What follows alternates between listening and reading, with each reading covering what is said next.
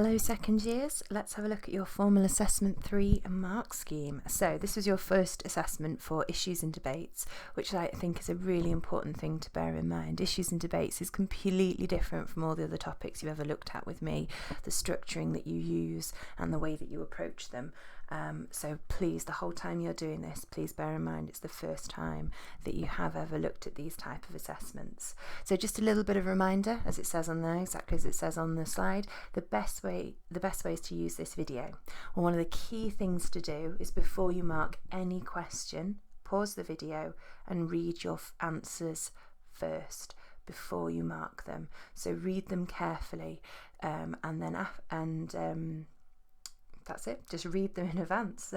Then listen to the Marx scheme and resist the temptation to just write down the Marx scheme answers. You can include them if you want to and if you think they're useful, but what is absolutely vital is you make sure your feedback is relevant to your answer.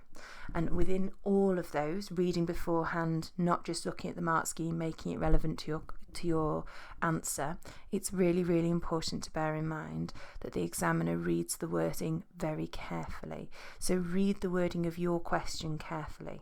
If you think, yeah, it's almost what it says, then unfortunately, because of the way that markers are trained, they can't accept it's close. It has to cover exactly what is needed in issues and debates. Okay, the wording is really, really important, so make sure you reflect on your wording. And most importantly, and this is absolutely vital, is do not place too much value on the percentage or the grade that you have received. Okay, I have no interest whatsoever in what percentage and what grade you received. What I am interested in, and what you should be interested in as well, absolutely, is how to move forward. Okay, that grade doesn't reflect what you're going to get at the end of the year necessarily. It's getting close, but it's not so close that if you make some changes you don't have time to develop and move forward. Okay, so if you're not happy with your percentage, you're not happy with your grade, it doesn't even matter, not even relevant. What is really important is that you could tell me how you would improve and move forward, because there is still plenty of time for that to happen. Okay, so with that said, and I should also add as well that I've used the Marx scheme, as always, I've used the grade boundaries for the exam. So I have marked in the style of the examiner. So I've been very strict with the exam, with the Marx scheme, so you can see how the Marx scheme is directly applied. Okay, so A, cultural relativism, appreciating that behaviour varies between cultures. So relativism, it's all relative, is all about the which context we are looking at. So cultural relativism means the idea that we reflect and understand that the behaviour is all relative to the culture. And we've touched quite a bit on cultural bias, so the idea when we've talked about the definitions of abnormality and many other things. So this idea that if somebody applied their definition of abnormality to the UK, for example in Thailand showing bare feet, if they ignored cultural relativism and they didn't consider it in the context, and they saw people in the UK showing their bare feet and said that the soles of their feet and said that is abnormal, that would not be considering cultural relativism. The fact that the context, which culture they are in, makes the difference. Okay.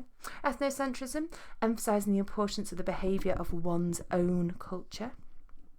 So exactly as it's described, if something is ethnocentric, then it's generally that we have said that it's a Western, information is taken from a Western sample and applied to all cultures, because the Western culture is the most important culture, would be an ethnocentric view.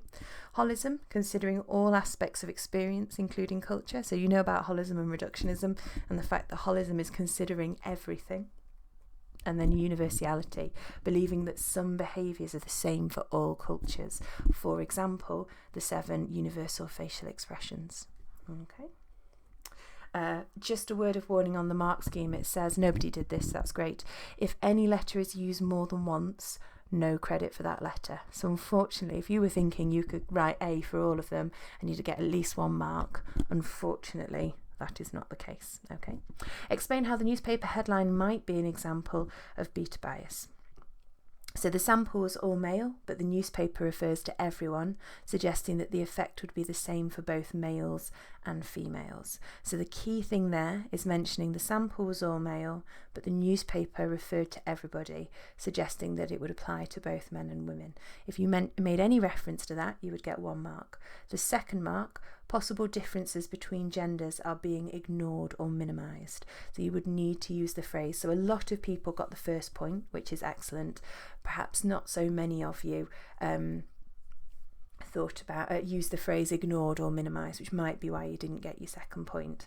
Okay, this point is relevant to the previous question as well about terminology. If you didn't get the ignored or minimised, or you didn't quite get you got 0 or 1 maybe for question 1, then perhaps thinking about terminology and how you revise terminology is really important. So anything that tests your knowledge of terminology. So I know it's something I mention a lot, but so flashcards or Quizlet. So Quizlet there's lots of information that already exists on Quizlet. Those definitions will be on there, and you can test your knowledge in lots of different ways using Quizlet. Whatever it is that you use, make sure it tests your knowledge. Writing out notes, not helpful, but having a list of the definitions and trying to write as many of them as possible, very helpful. Creating a matching sheet where you have the terms and the definitions all mixed up and drawing lines between them, very helpful. Look, cover, write, check, so a bit like spelling but for definitions. Anything at all that you can think of. Once again, pushing the thing that I quite like, Quizlet does a lot of that for you. So you could have true or false questions. You can do loads of different things with Quizlet. Okay, but whatever it is, if you haven't got many marks for this one, think about how you can improve your terminology. Briefly suggest one way in which psychologists might address the problem. So 1 mark, though these are 2 suggestions. If you can think of any more, then you would still get the marks, but I didn't come across anyone who made any other suggestions. Including participants of both sexes in their research. So this one very much relates to biological sex. Okay, so it's not broad. So a couple of people suggested about disabilities, which might be a good point if we were talking more broadly about issues with individual difference, but we are very specifically looking at sex in this question and the previous question as well. Making it clear in reporting that any conclusions relate only to the gender or the sex of the sample. Okay, so only men were used in the sample, therefore only the conclusions can only be based on men as well. Explain one problem with the method used to determine the number of miles walked in the week. Suggest an alternative measure that would overcome this problem. So you get 2 marks for telling me about the problem. Okay, and that's the P structure. So what they're looking for here is clear and coherent explanation that includes how it would affect the results in this context. So there are 2 things here. They want to know, well, 3 I suppose. They want to know what the problem is. All of you are very good at identifying the problem. They wanted to know how it would affect the results and how it would do it in this context. Okay, so you need to tell me the problem, you need to tell me the impact of the problem, and you need to make sure that you contextualise it. So can you check your answer for those things? Have you told me the problem?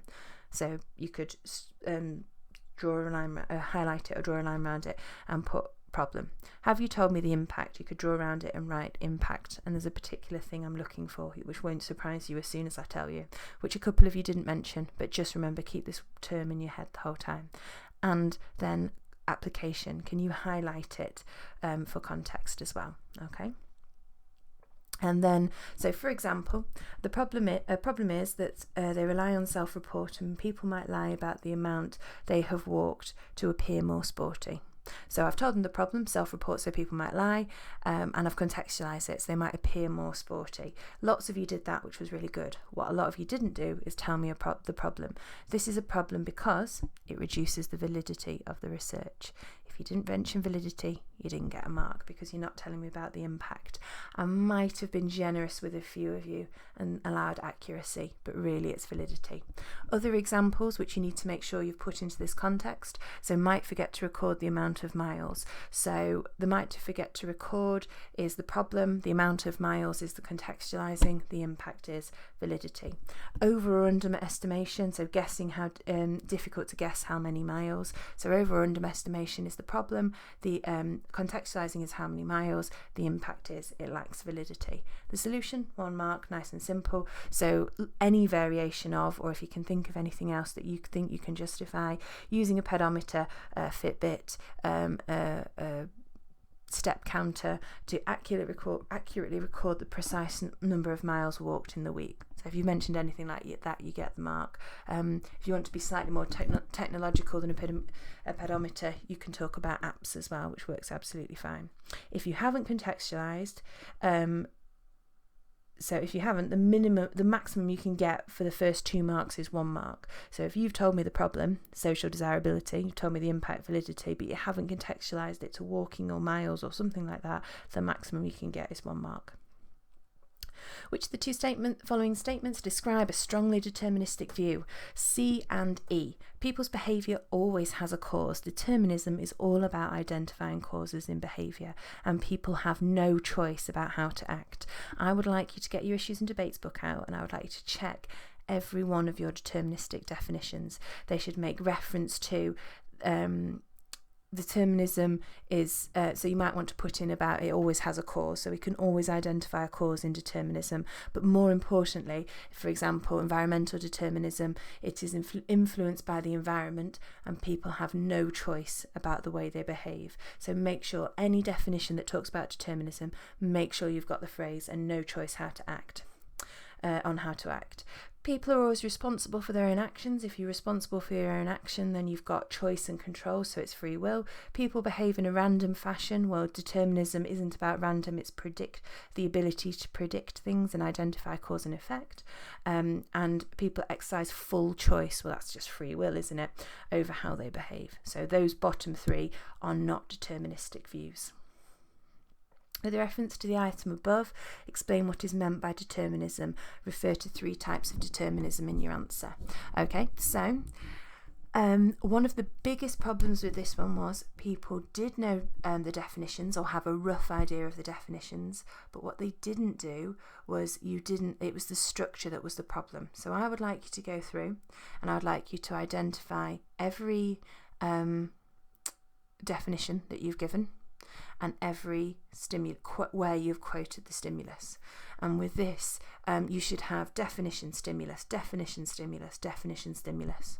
Okay, and a lot of you perhaps didn't have that. So you need to, key things with reference to the item above. So can you circle that? That is AO2. You must have application. What is meant by determinism? Refer to 3 types. So you've defined determinism and you've told me, but most importantly, you've told me 3 types of determinism. So it should be definition AO2, definition AO2, definition AO2.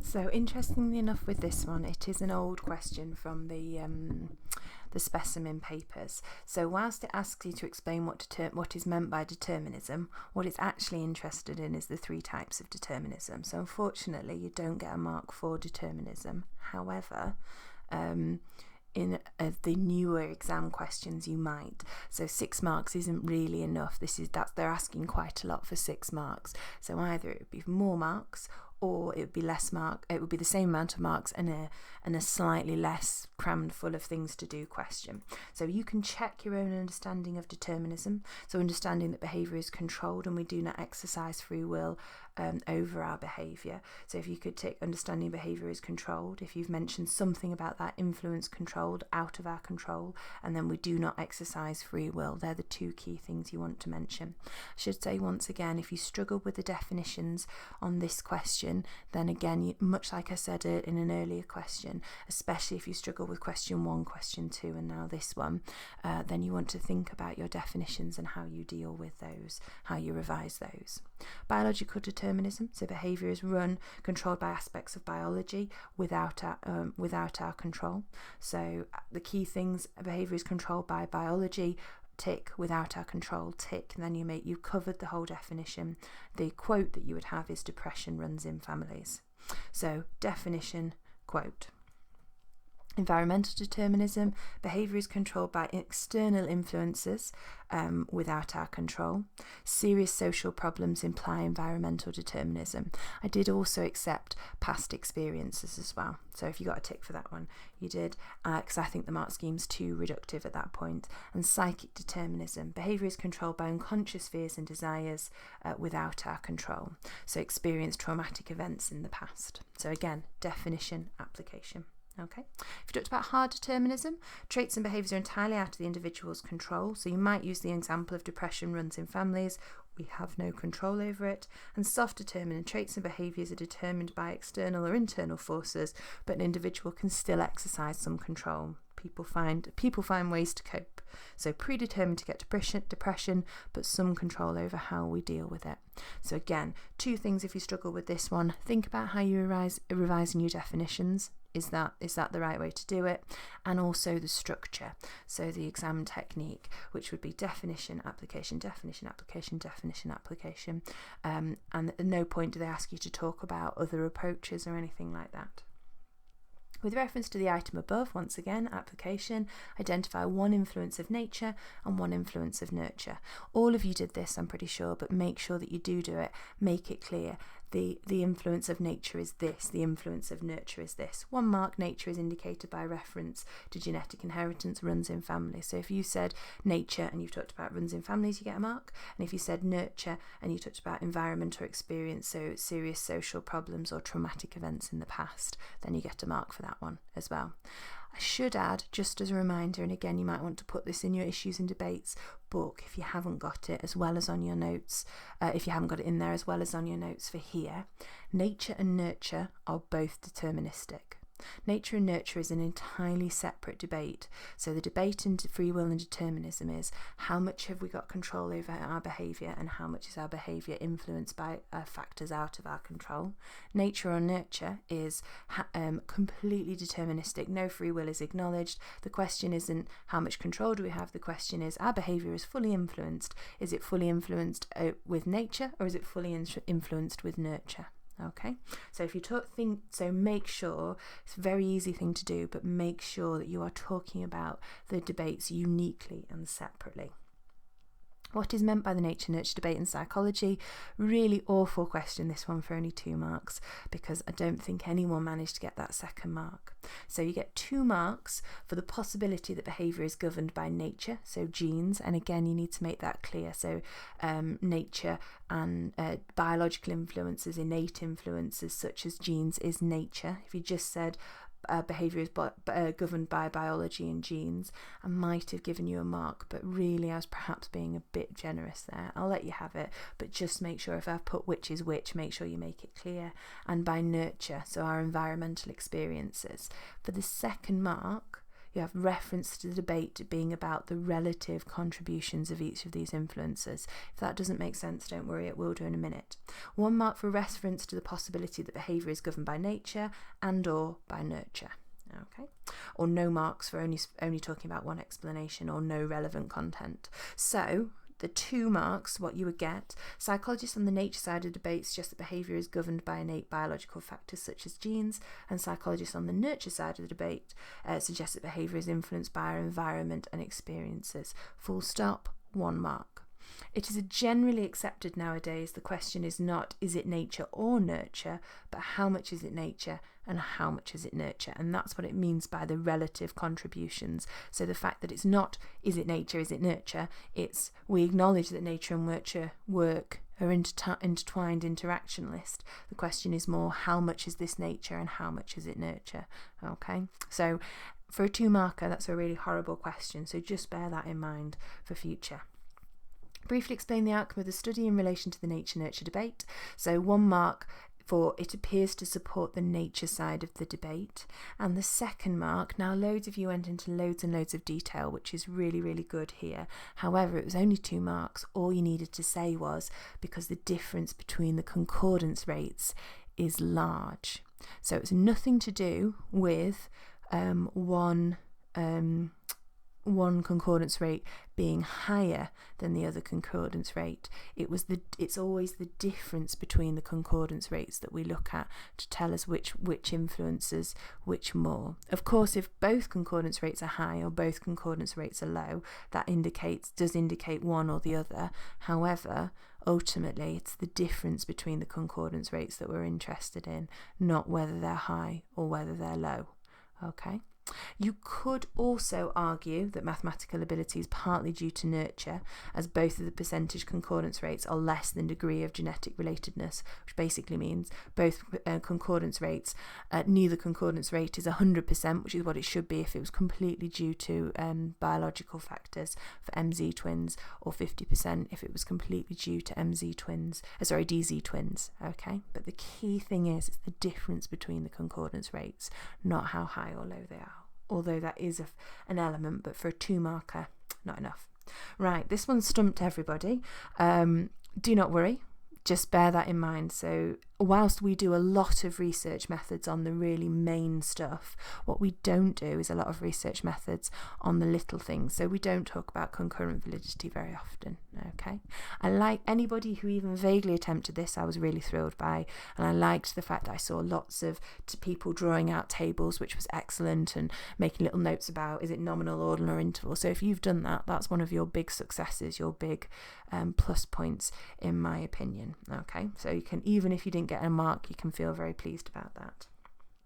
Okay, so the first thing you would get a mark for is explaining what concurrent validity is. So concurrent validity would involve correlating the results on the maths test with results for the same group of people on an established maths reasoning test. So basically, concurrent validity, does it agree? So if you say I concur, it means I agree. So what we're looking at is there an agreement between the maths test that's been developed in the stimulus and a previously validated established maths test? So the key thing there would be explaining what concurrent validity is. Again, if you didn't get this one, have a think about, do you need to print off from Moodle the list of the checklist from research methods, and do you need to start looking at the things that we don't do in class very often?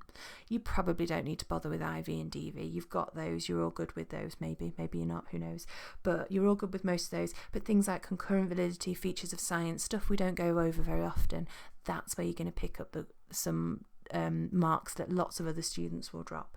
Okay, so first of all, define concurrent validity. Second, you would identify that it's either Spearman's rho or Pearson's R.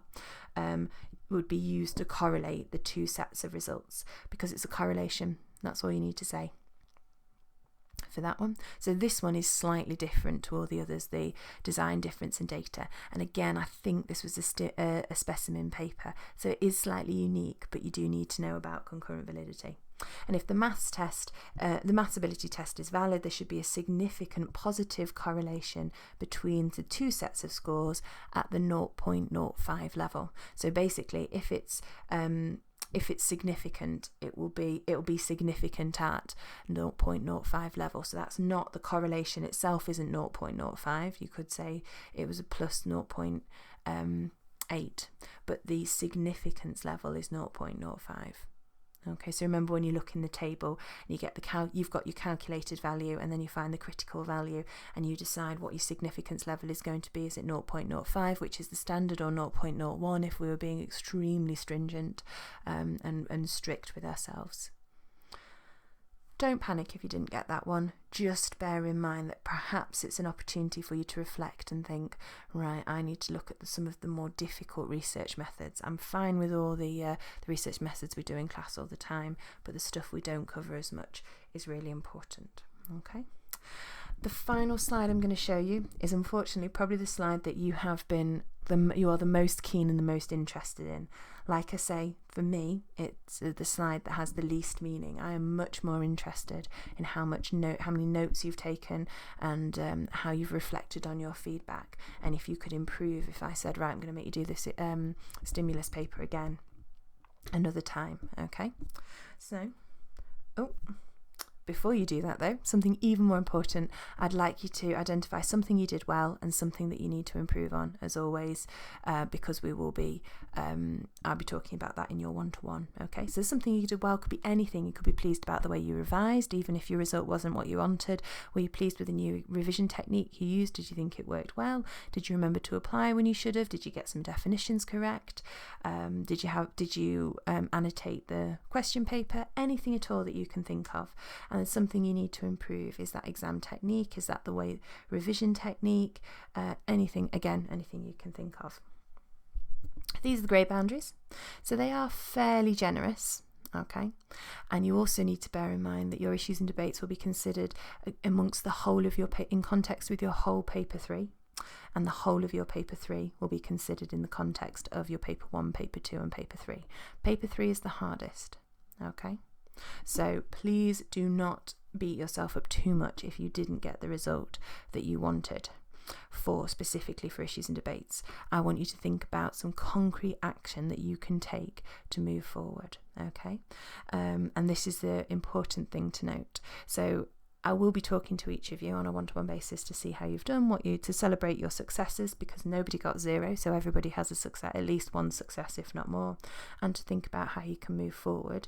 And for some of you, the way that you can move forward will be those optional homeworks. There might be an expectation for a while that they become compulsory homework, so you can practice that exam technique. For a lot of people, it wasn't about exam technique, it was more it was about exam technique. It wasn't about knowledge, it was about exam technique and how to structure those questions.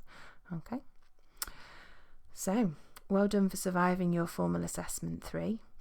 Please bear it in context of everything. Like I said, it's across all of the exam papers, and we're doing one of the hardest sections. So if you're not thrilled, it's more of a focus of how you can improve, not a reflection of how you will do at the end of the year. There is still plenty of time for you to move forward and see an improvement. Okay, thank you.